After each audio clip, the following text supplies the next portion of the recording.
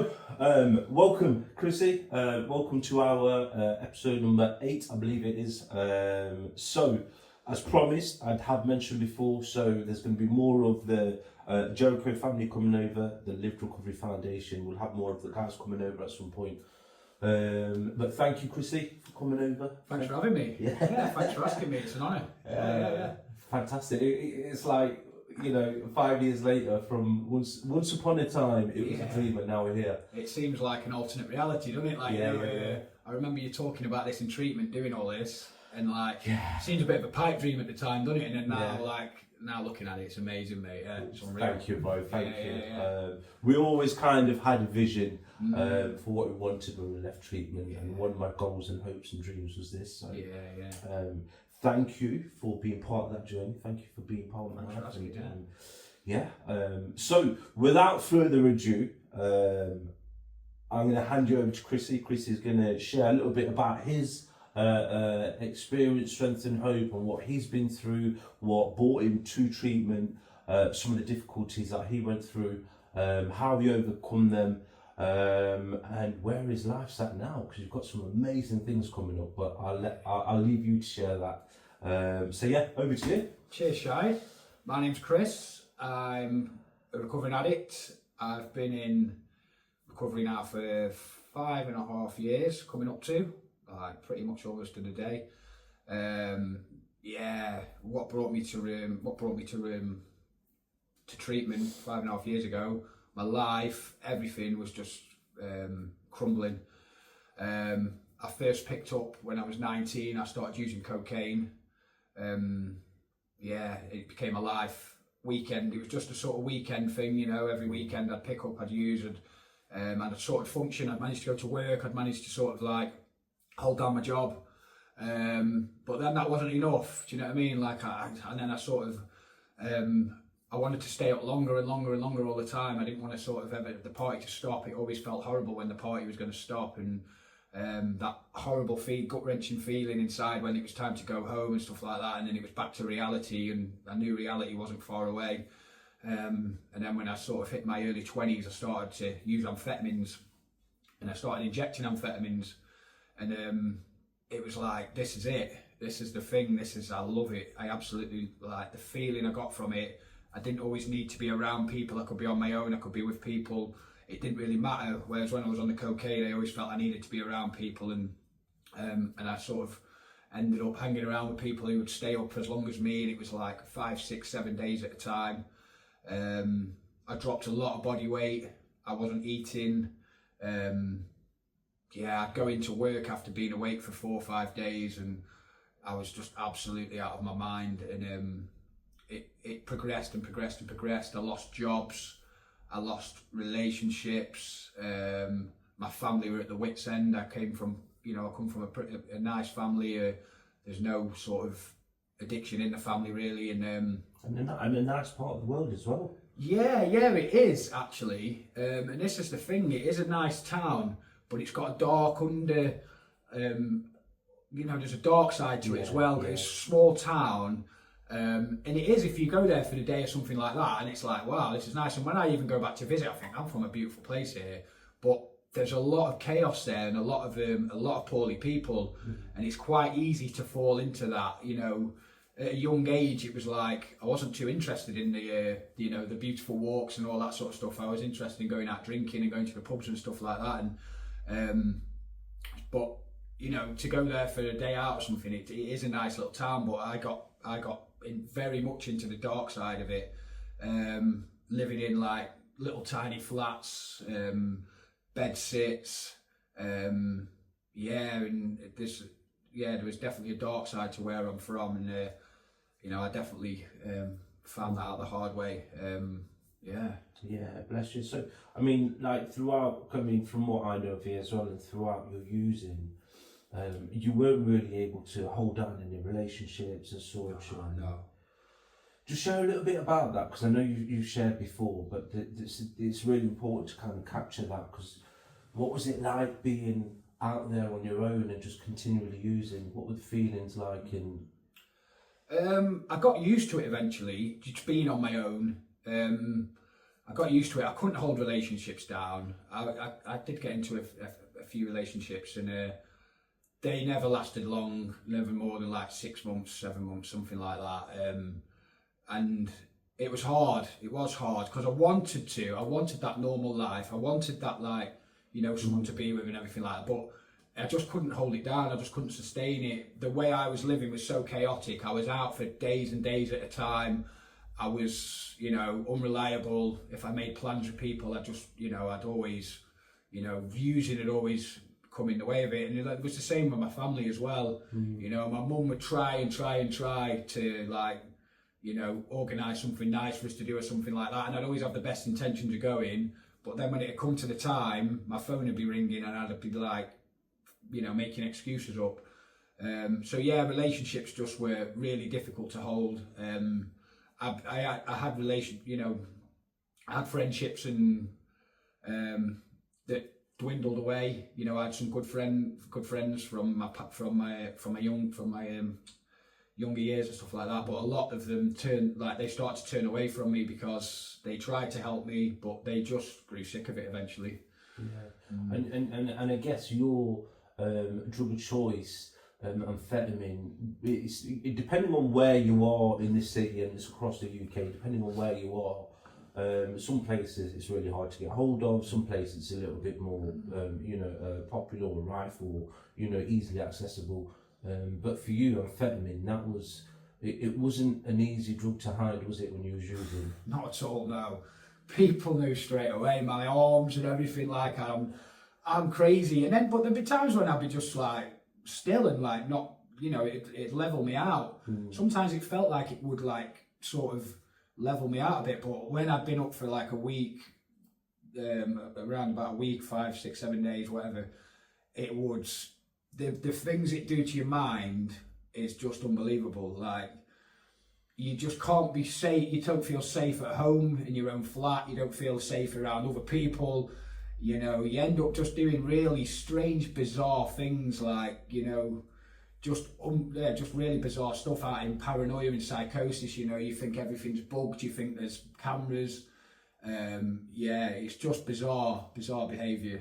And it's crazy. So for some of the guys that are watching that ain't too familiar with amphetamine, because not everybody chooses amphetamine. Not many people know much about it.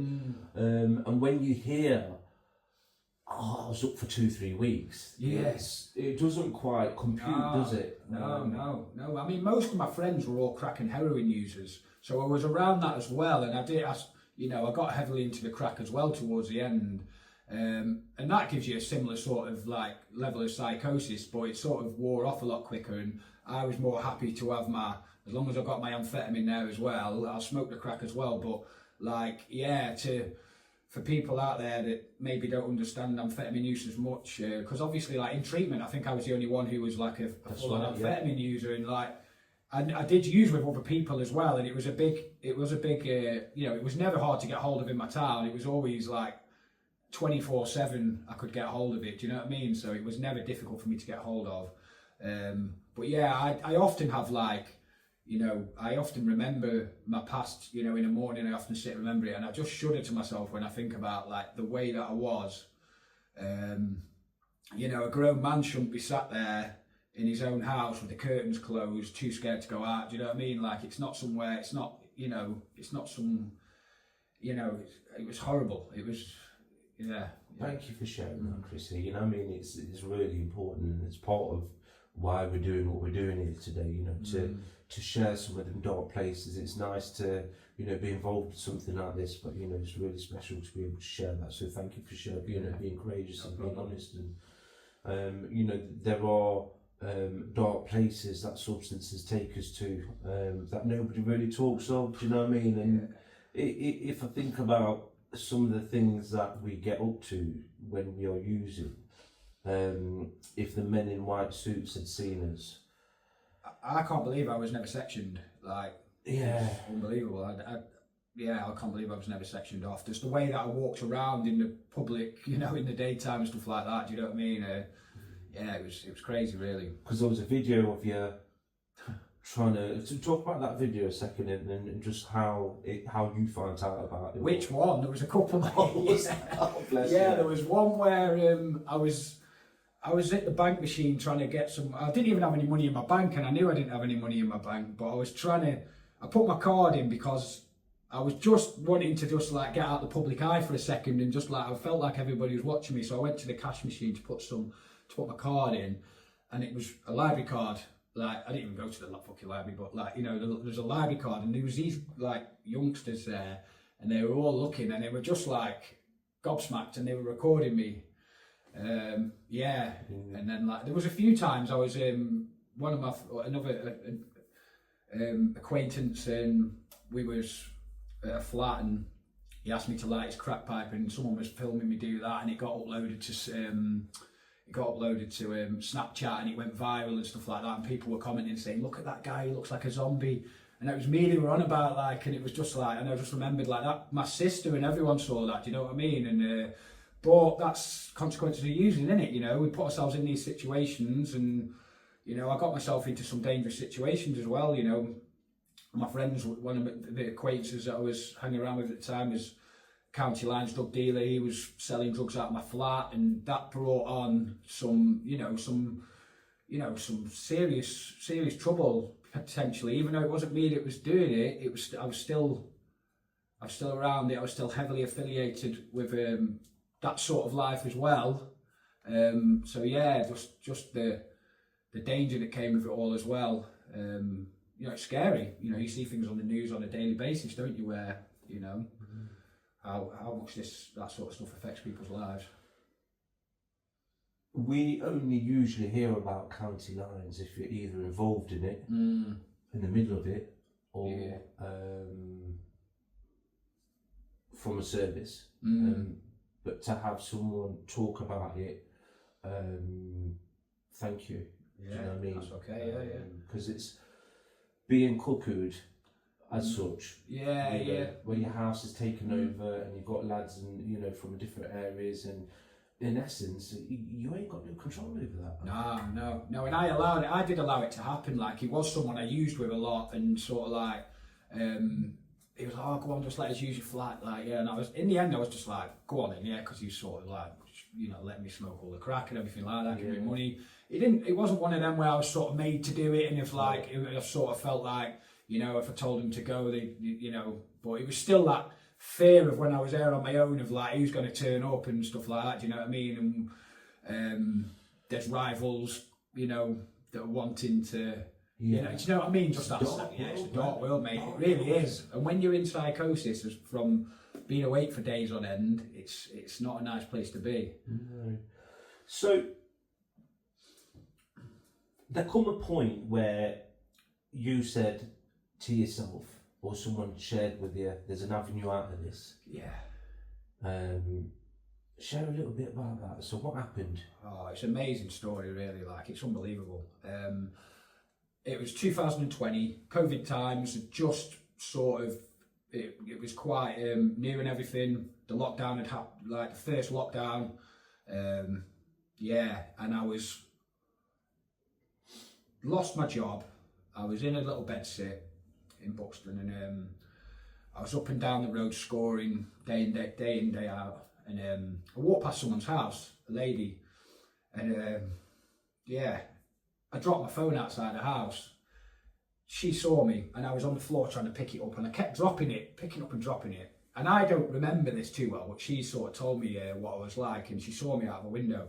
She came out to me and picked my phone up for me and gave it me, and checked I was all right. And she went back into her house, and I think it made her really upset. She knew me and she knew my family. She messaged my sister asking if she could start to cook me dinners, because she was that concerned about me. My body weight had dropped so much, I was so skinny, my complexion was grey. And she asked me if she could start cooking for me every day and giving me meals, because she owned a cafe, and she did. Every single day. And then we ended up getting quite a good friendship together. I used to go around to her and her husband's house, and they'd cook me dinner, and I used to go there, and it used to be like a bit of a relief from being in the madness. I'd go and sit there in her house. It was she had a garden. It was like a serenity garden. It was really nice. And I used to go sit there. I'd been up for a number of days, and she'd cook me a dinner, or did get me a Chinese takeaway or something like that. And I'd just sit and talk to her and her husband in the garden, sometimes I'd fall asleep there or whatever. And then she just put it into my ear about, why don't you go to Jericho? Go to Jericho, because she knew someone else who'd been through there and stayed clean, another guy from my town. And I was just like, oh, I don't know, maybe, because I was sick of using, but at the same time, I'd sort of resigned myself to the fact of, this is my life now, I'm fully in it, this is it, I'm sort of, but do I really want to live like this? I was thinking, do I really, really want to live like this? And I was getting sick of it. Things were getting more and more, it was getting more and more on top in town as well, with the lockdown and, other things happening. And I just thought, go on, I'll give it a go. And it was sort of like a thing where she'd make me a meal and I'd ring the treatment centre up to get my tip for the day, like so. Yeah. And I rang up for 2 months straight, every day. Sometimes I'd ring up twice because I'd forgotten if I'd called or not. And then I went in July 2020. And but when I think back to that moment of her seeing me like that, it's like something's made that happen, do you know what I mean? Like, it's like, she's an angel, like, it's like it's come to save me. Godly intervention. Yeah, that's what it feels like. A higher power, or someone watching over you. It's amazing to have experienced what you did, and for somebody just to intervene. And in that moment, she probably thought, when she seen you dropping your phone, she probably thought, he looks like he needs some food. Yeah. And he's in trouble, and she knew your family as well. And then from that, because I know you've shared loads about her, we've all got that one person who was really pivotal in you getting into treatment. And I know she was that individual for you. So when you rocked up to treatment, there's some pictures we'll slot in somewhere. You sent them us last night. When you rocked up to treatment, you slept for a week. Pretty much, yeah, long time, yeah. So that was that. So that was purely as a result of heavy amphetamine use. Yeah. So now that amphetamine use has stopped, and you just completely crashed, right? Yeah. And I remember the picture, even within the treatment centre. I know you hold it close to yourself for your own keepsake, and like you say, to remember where you come from. You was asleep on the sofa, skeletal. Yeah. You mean the one before I went into treatment? No, the one in. Oh, sorry. Yes. Yeah. That one. Yeah, skeletal. I mean, grey complexion. I was at my sister's house. That's right. That's the one. Yeah, that's right. My nephew's on the sofa next to me, and it's quite dark really, because my sister had me up at her house, and she cooked for me and everything like that. And but I fell asleep, and I do look like I look like a corpse sat there. Do you know what I mean? And it's dark, and I remember I had like pins in my socks and stuff like that, amphetamine in my pocket, and like I'm asleep on the sofa, and my little nephew's there. Do you know what I mean? And stuff like that. So it's like my using can affect others in that way. Do you know what I mean? But I'm not thinking about that at the time. No. And it, like when I look back at it now, it's it's dark. Yeah. Snapping into treatment. So you've slept for a week, just because you're so exhausted. Yeah, I've knackered. And how did you find treatment? I mean, for you, not that you was any different, but being an amphetamine user, like you say, you was the only amphetamine user in there.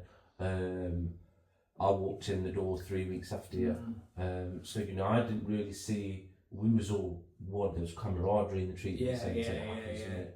But was there anything different that you felt for yourself being an amphetamine user? Or was there anything that you found a little bit more difficult, or psychosis? Was there much of that lingering on for a little bit of time? Paranoia? Yeah, it stayed for a bit. I couldn't sit still for a long time. But I didn't really notice that because I was just that used to it. Yeah, I was that used to it sitting in groups like that, like me. I didn't notice it, but when I look back at it, and I know people have told me about it, I was off my box, and it took me about 18 months or something, really, for my mind to properly calm down. Yeah. For my body to be able to sit still like I can now. Don't get me wrong, I can still get into that a little bit still now, where I'm a bit agitated now, but I didn't feel too different, because when I was in my using, the majority of the people that I associated with used crack and heroin or cocaine and everything, and I'd been around it all anyway, so I didn't feel much different.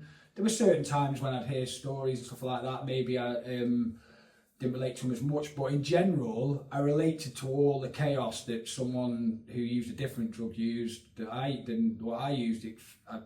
I remember hearing stories from other people and nodding along to everything. Do you know what I mean? Yeah, and exactly the same. And so I didn't feel too much different. I knew I was definitely. You needed to be yeah, I guess we all had that as well. We'll come on to we'll do a COVID podcast at another time. What an amazing time. Who'd have thought you'd say being in treatment during COVID was amazing? Well, it brought us all together, didn't it? It did. Brought us all together, and we had like a camaraderie. We had like a group of us together. Even though we were in the house a lot, the laughs were like unbelievable. I couldn't believe that rehab was like that. You know what I mean? Yeah. We'll come on to some of your best bits in treatment. What were your difficult moments? Where did you ever feel like this you're not cut out for? Because we all go through some point in treatment where we think, shit, I think I'm a dick because I don't like this anymore. When I went to treatment, I never thought I'd want to leave by actually, leaving on my own accord. And I nearly did there was a period when I nearly did, or it really, really got into my head. I really started to struggle, and I was 7 months clean to the day. And I remember going on a time out with another resident, and I got back and I was just like, this would be the perfect time to go now. None of the other guys are here, I could just go. And I went and spoke to one of the staff members and told him about it, and he was just dead relaxed about it, do you know what I mean? And the reality is I didn't really want to, but I was struggling in the house. I don't know, it just got on me. I had this crippling anxiety in my stomach for a really long time. Like, it was like days and days and days, like just like this dis-ease, this discomfort. Don't exactly know what it was, but I just felt really like I wanted to go. And I'm glad I didn't. You know? And I guess going back to it, the spirit of the treatment centre, the staff and the residents is what kept us all there. Definitely, 100%. And them being through it themselves, the staff members, all the staff members of recovering addicts as well, all the volunteers were recovering addicts, and do you know what I mean? That's massive as well for me. Yeah. And I think that's what kind of keeps us together as well. A lot of people say, going through treatment, and for me, I know I owe my life to that place 3 times over. Yeah. That's just been my journey. That's what it is, isn't it? However, some people go through treatment and fantastic, and they just kind of see it as part of their life and move on and kind of forget about it. I didn't see our treatment like that, because we were so glued together. We were so, we were so in it to win it. So to speak, and especially during COVID. It was Boris was doing his bulletins at 6 o'clock. Saying stay indoors, and we was like, where can we go? Well, and we're all a group of lads going out, even though we were one household. We used to get some funny looks off people. We did. But we were actually not doing anything wrong because we were all one household, but we all had to start splitting up eventually, didn't we? Just to stop there being any issues for the house that they were going to get any grief off the general public. People were walking by us, avoiding us like that, weren't they? When recording us. Recording us, No, amazing, man. And moving, just coming on a little bit further, so we will dip into, we'll call you back for a COVID memoirs. We'll get a few of the boys on, and but just to say as well, a couple of the boys that we was in treatment with are no longer here, sadly, which gives us even more reason to stick around. It gives us even more reason to touch base with each other. touch base with the treatment centre. I need to do more of that, hands up. But you know, to value what we had and not just think, oh, it was just a phase of my life and I've got through it and I've got all the social accolades in life now. I can move on from it. For me, that's not my story anymore. No. You know, I have to remember how grateful I am because there was 7 of us, and you know, at that time, and now there's 5 of us. So, you know, and the few that came after as well. So, Chrissy, just moving on from that, you've got an absolutely fantastic life now. Share a little bit about your life. Share a bit about where you're at now, what you've got planned, you know, what's coming up in the next few months, what you do for a living. You don't need to mention where you work, but what you do, why you do it. So over to you, man. Just give us where are you at now? If you'd have told me 5.5 years ago that I'd have this life today, I wouldn't believe you. I'd have taken a snippet of it, just as, you know, I'd have taken just a snippet. I've got an amazing life. I've got a beautiful fiance. I met her where I work. We both work in a leisure centre in Derby. I do swim teaching, lifeguarding, working in a gym. I'm doing my level 3 PT course at the moment. But yeah, I just have an amazing life. Like, I have a beautiful relationship with my fiance. She's a peaceful person as well. She's like, has a calming influence on me. We've been on beautiful holidays together. We've got a beautiful I've got a beautiful stepdaughter. You know, just, yeah, I couldn't ask for more. There's so much I've got to look forward to. We're getting married in September in Poland. That's where she's from. And yeah, all the family's coming over. I've got the boys coming over from the treatment centre and everything. And yeah, it's just amazing. And do you know what mostly I've got is peace of mind. Like, I've got peace of mind. I've found myself. I just can't believe how my life is. Yeah, it's unbelievable. It really is. It's mental, absolutely mental. Talking to one of the other boys that we'll have on soon. You know, when we were sat in treatment and we used to look out the garden window in the middle of a group and your head just wanders, and you think to yourself, how have I got here? Where do I want to be? I used to talk to myself all the time. I used to talk to myself all the time. And I didn't know where life was going to take me. Where they used to come out, there was with the literature, life beyond your wildest dreams, and don't leave till the magic happens. And I thought, it didn't make sense at that time. Yeah. This makes sense. Yeah. Now, your life beyond your wildest dreams. And like you say, I used to hear the Neil, the treatment centre manager, say, "Oh, the life beyond your wildest dreams and all this." And I used to think, yeah, maybe for you. Yeah, maybe for you. Maybe for you lot. Yeah, you're multiple years. I'm sat here a few days clean or whatever, a couple of, 30 days. And I just don't see it for me, because I've just given myself such a hard time all my life and everything's too difficult.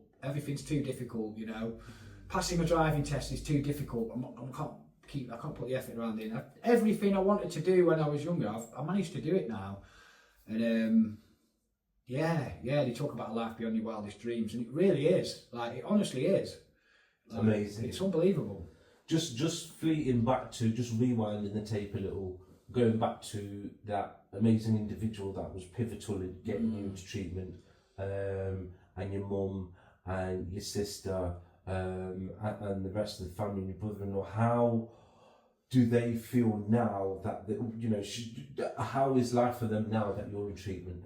My mum's just over the moon. Like, she's just, she can go to bed at night and take for granted, and I want her to be able to take it for granted that she don't have to worry about me. Do you know what I mean? That she can just enjoy going to bed at peace, because she told me that when she was laying in bed at night and she'd hear an ambulance go past or something, she'd always be worried that it's me. She was always expecting a knock at the door, the police, or something's happened to me. So yeah, the effect it's had on my family and all my family, my sister, the amount of times I had my sister in tears over my using, like, so many, and just like nieces and nephews. I go to my dad's, watch the football with him, and Yeah, it just has a knock-on effect on everyone, doesn't it? Society in itself, in large as well, and everything, like, you know, society and everybody has a knock-on effect on how, when we're clean and we're the way we're living, you know, amazing. It's amazing. Yeah, it's unbelievable. Oh, absolutely amazing. And you know, obviously we didn't really have time to capture as much as what we would want to do, but just I know, you know, you're travelling around the world, not just with your partner, with other family members, you know, with your own yeah. That's another thing. When I'm there, I'm like, shit, man. I used to pick filters up out from under my sofa and, you know, pull them up, and do you know what I mean? Like, and now I'm sat here in this beautiful, picturesque part of the world, the Caribbean or Mediterranean, and just like, it's unbelievable. Yeah, I've been away with my uncle a few times, and you know, and then me and my fiance have got holidays booked for the future, and it's just crazy. All right, Chris is on holiday again. Yeah. Loads of snaps, and everyone's probably thinking, God, like, you know, it's just like showing off now, and I'm like, I am. I'm good. So you should. Yeah, definitely. Do you know? So you should. Yeah. Amazing, absolutely amazing. So. You know, once again, Chrissy, thank you so much for sharing your journey with us, and thank you for being honest and brave and sharing some of it, because, you know, not everyone would, and hopefully someone's got something from that. So.